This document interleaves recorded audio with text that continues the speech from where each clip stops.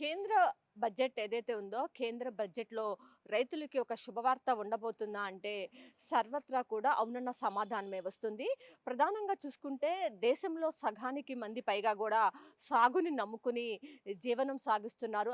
మన దేశం మొత్తంలో కూడా. సో, ఈ నేపథ్యంలో రైతాంగానికి ఊరట కలిగించేలాగా అయితే పెద్ద ఎత్తున రైతులకు బడ్జెట్ అయితే కేటాయించే అవకాశాలు మనకి స్పష్టంగా కనిపిస్తా ఉన్నాయి. అయితే రైతులు కూడా మొత్తంగా చూసుకున్నట్లయితే ఏదైతే ఈ బడ్జెట్‌లో ప్రధానంగా మద్దతు ధరతో పాటు యంత్రాలకు మీద రాయితీలు కావాలని గూడా వాళ్ళు కోరుతూ ఉన్నారు. ఈ యూరియాకి సంబంధించి, ఎరువులకు సంబంధించినటువంటి వాటిల మీద గూడా భారీ ఎత్తున సబ్సిడీలు ఉంటే తమకు కొంత ఊరటగా ఉంటుందని కూడా రైతు సంఘం నేతలంతా కూడా ముక్తకంఠంతో కోరుకుంటున్న పరిస్థితి. దీంతో పాటు ప్రధానంగా చూసుకున్నట్లయితే మద్దతు ధర విషయానికొస్తే కేవలం 23 పంటలకు మాత్రమే ఇప్పటి వరకు కూడా మద్దతు ధర కేంద్రం ఇస్తూ ఉంది. సో, ఈ నేపథ్యంలో అన్ని పంటలకు కూడా మద్దతు ధర ఇస్తే బావుంటుందని కూడా వాళ్ళంతా కూడా సూచనలు చేస్తున్నారు. ఎందుకంటే ఏ పంటకు కూడా నష్టం వాటిల్లకుండా ఉంటుంది కాబట్టి, సాగు చేసే ప్రతి రైతుకు కూడా ఆహ్, బెనిఫిట్ ఉంటుంది కాబట్టి మద్దతు ధర అన్నిటికీ కావాలి అని చెప్పి కూడా రైతులంతా కూడా కోరుతూ ఉన్నారు.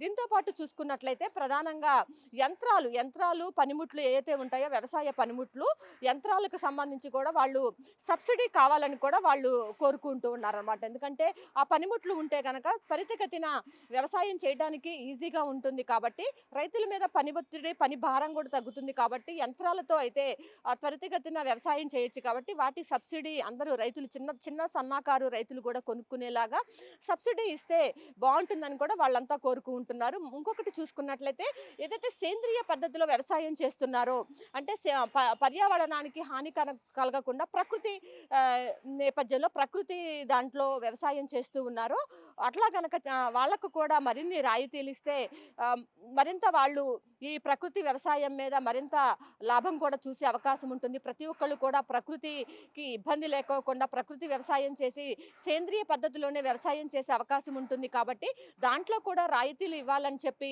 రైతులంతా కూడా ముక్తకంఠంతో కోరుకుంటూ ఉన్నారు.